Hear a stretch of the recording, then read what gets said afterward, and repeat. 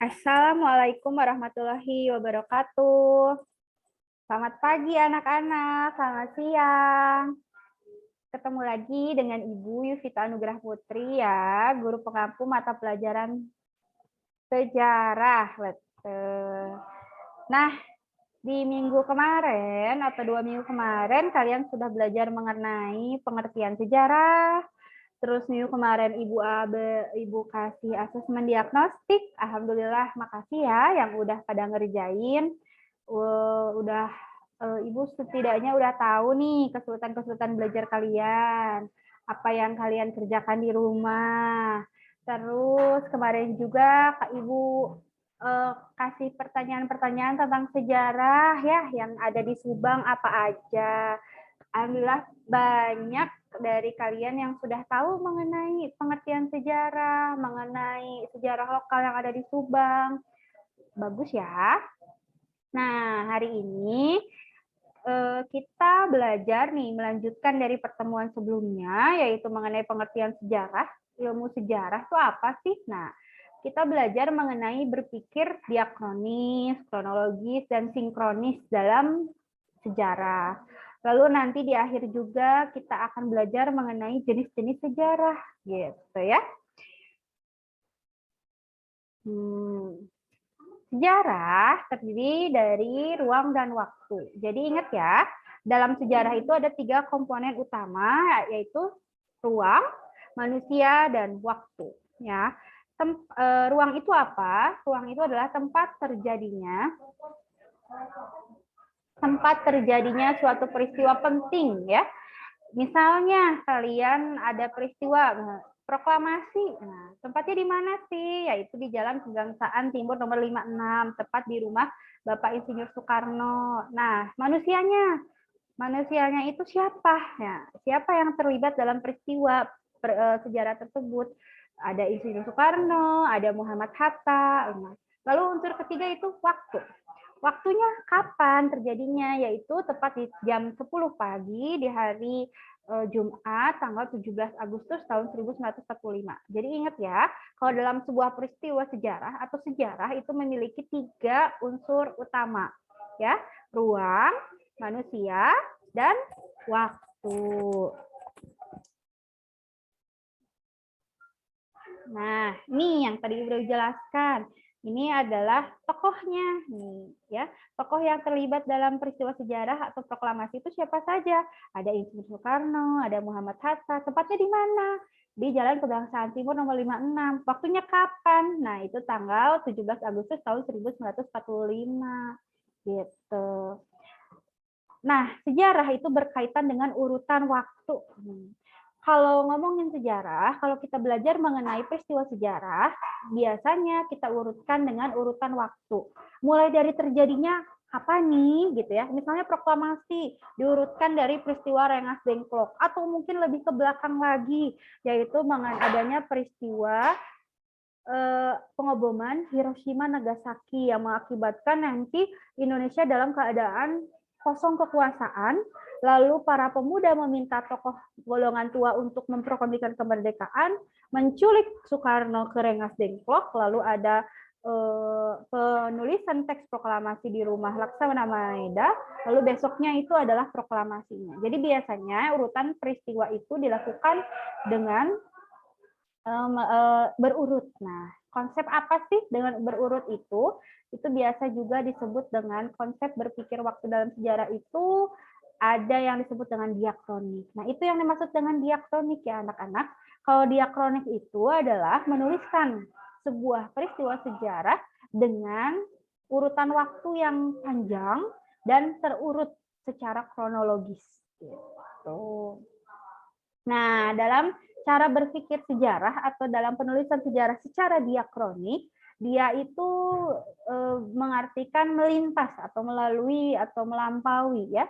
Makna dari diakronik itu dari kata dia dan kronos.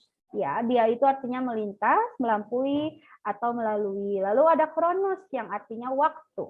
Nah, jadi diakronik itu adalah sesuatu yang melintas, melalui, melampaui dalam batasan waktu. Contoh konsep diakronik atau dalam penulisan sejarah itu adalah Masa pemerintahan Hayam Wuruk berlangsung antara 1350 sampai 1389. Nah, ini berarti urutan waktunya di antara tahun 1350 sampai 1389. Itu waktunya panjang gitu ya. Dan kalau misalnya nih ada contoh lagi penulisan mengenai tentang Perang Diponegoro yang berlangsung antara tahun 1825 sampai 1830. Itu dituliskannya secara kronologis. Jadi dari urutan waktu yang sebelumnya sampai ke akhir. Nah, itu yang dimaksud dengan kronologis. Jadi diurutkan berdasarkan waktu gitu. Kronos.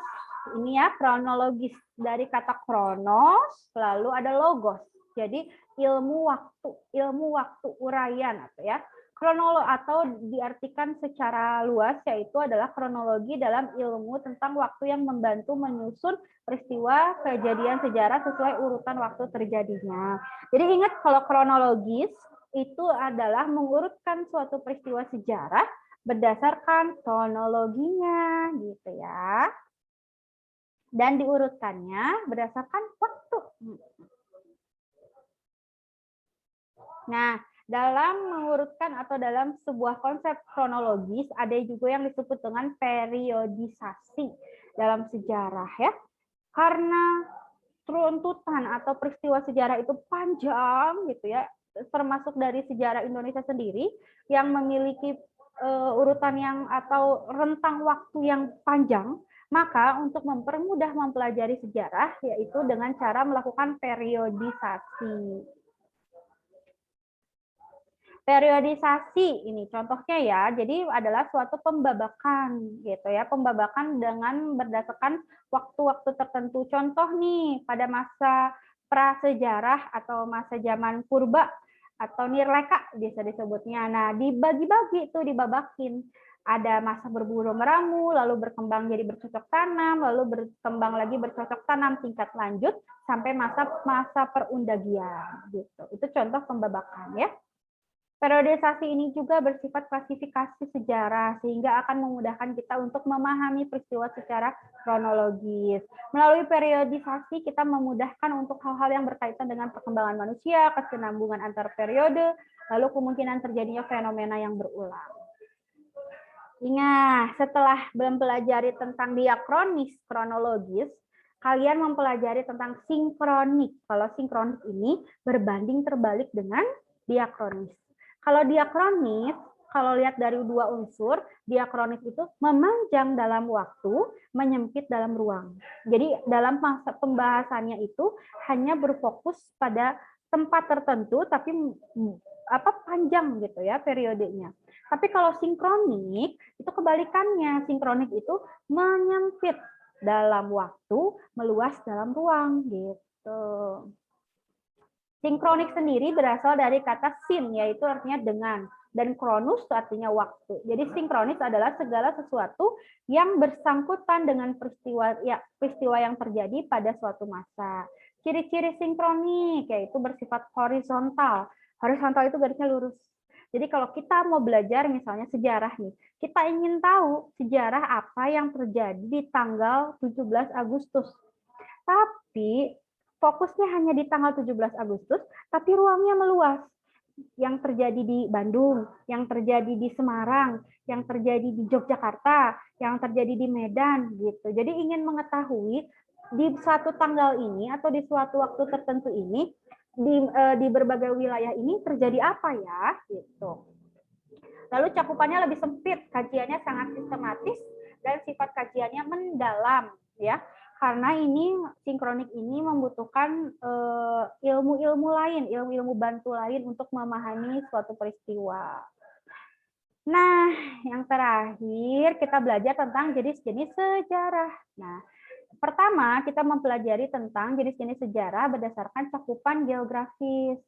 Ada sejarah dunia, ada sejarah nasional, dan ada sejarah lokal. Nah, ada 3, ingat ya, secara wilayah, cakupan wilayah, sejarah itu dibagi menjadi 3, yaitu ada cakupan sejarah dunia, sejarah nasional, dan sejarah lokal. Apa sih sejarah dunia itu? Sejarah dunia menceritakan peristiwa sejumlah negara, menyangkut hubungan antar negara, serta peristiwa, fakta, dan sejarah dari banyak negara di berbahan dunia lain. Nah, banyak sekali ahli sejarah dan para peneliti sejarah telah mempublikasikan sejarah dunia, seperti misalnya sejarah negara Eropa, sejarah negara-negara Asia, sejarah Mesir, sejarah Afrika, Australia, gitu ya. Dan pembahasannya itu banyak, bisa lihat dari aspek politik, ekonomi, sosial, budaya, gitu ya. Jadi kalau sejarah dunia, mah cakupan wilayahnya yang dibahasnya itu mencakup wilayah dunia internasional gitu. Nah, kedua itu sejarah nasional. Nah, kalau sejarah nasional ingat, ini pasti berhubungan dengan sejarah negara kita. Negara kita apa? Indonesia gitu.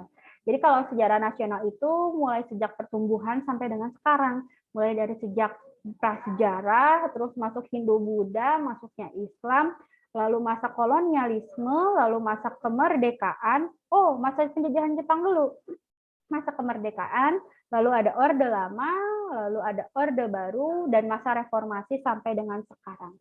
Jadi kalau sejarah nasional itu pasti hubungannya dengan sejarah yang mencakup Indonesia. Gitu. Terakhir, ada yang disebut dengan sejarah lokal. Kalau sejarah lokal mengandung pengertian suatu peristiwa yang terjadi pada masa lampau dan hanya terjadi di suatu daerah atau tempat tertentu yang tidak menyebar ke daerah lain di Indonesia. Jadi kalau sejarah lokal itu sifatnya hanya daerah cakupan yang kecil gitu. Tetapi tidak menutup kemungkinan sejarah lokal itu juga akan berpengaruh kepada sejarah nasional. Contoh misalnya, ada sejarah suku Toraja gitu ya, ada masyarakat Nias, ada malah sejarah Subang gitu. Sejarah Subang nih ya, sejarah di Kalimantan, di Dayak. Kalau misalnya sejarah lokal ini berdampak dan berefek kepada sejarah nasional, maka sejarah lokal ini bisa dituliskan dalam sejarah nasional gitu. Jika efeknya berdampak kepada negara. Nah, mari kita belajar di minggu ini, kita lebih memperdalam mengenai sejarah lokal di Subang, gitu ya. Kan ingat tuh pengertian sejarah dalam berbagai bahasa. Ada historia, ada gesite, ada histori ya. Itu semua memiliki makna yang sama, artinya penyelidikan. Jadi Ibu ingin kalian melakukan penyelidikan mengenai sejarah di Subang, gitu ya. Itu adalah bentuk implementasi kita belajar jadi ahli sejarah dan kalian juga belajar jadi warga Subang. Kan inginnya kalian sebagai warga Subang tahu ya asal mula Subang itu bagaimana, tokoh-tokoh yang berpengaruh di Subang itu bagaimana. Nah, contohnya nih salah satu tokoh yang Ibu kasih contoh, ini ada Bapak Kiai Haji Muhyiddin. Beliau adalah seorang ulama asal Jawa Barat ya, yang pada era masa penjajahan terlibat dalam perjuangan mempertahankan wilayah ya, terutama di wilayah Subang. Beliau ini selain tokoh ulama juga pendiri dari berbagai macam pesantren. Total ada 8 pesantren yang tersebar di Subang, Purwakarta, dan Sumedang. Dan pada masa penjajahan, Kiai Haji Muhyiddin ini terlibat langsung untuk membantu atau membuat laskar-laskar perjuangan dari masyarakat sendiri untuk bergerak melawan penjajahan Belanda gitu. Ini pada masa di zaman kolonialisme ya anak-anak gitu, Kiai Haji Muhyiddin. Sampai sini ada pertanyaan anak-anak? Terakhir nanti kalian akan mengerjakan lembar kerja peserta didik gitu ya. Lembar kerja peserta didik ini nanti akan Ibu share melalui Google Form ya. Ingat melalui Google Form dikerjakan secara mandiri gitu ya. Dikerjakan secara mandiri satu orang dari dalam pengerjaannya itu kalian bekerja atau mengerjakan beberapa soal yang utamanya adalah satu, peraturannya adalah dikerjakan secara mandiri. Kedua, dikerjakan secara jujur.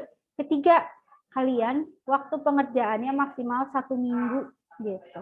Bu, dikerjakannya via apa? Via Google Form. Ya, kalau nanti ada yang kesulitan untuk mengerjakan via Google Form, kalian akan diberikan lembar kerja dan nanti akan dikumpulkan berupa file. Nanti kalian ketik atau ya, nanti dikumpulkan kepada Ibu kembali. Jadi nanti Ibu akan share apa saja yang kalian perlukan gitu ya. Nanti misalnya apa saja yang harus kalian lakukan, Ibu akan share serta urutannya.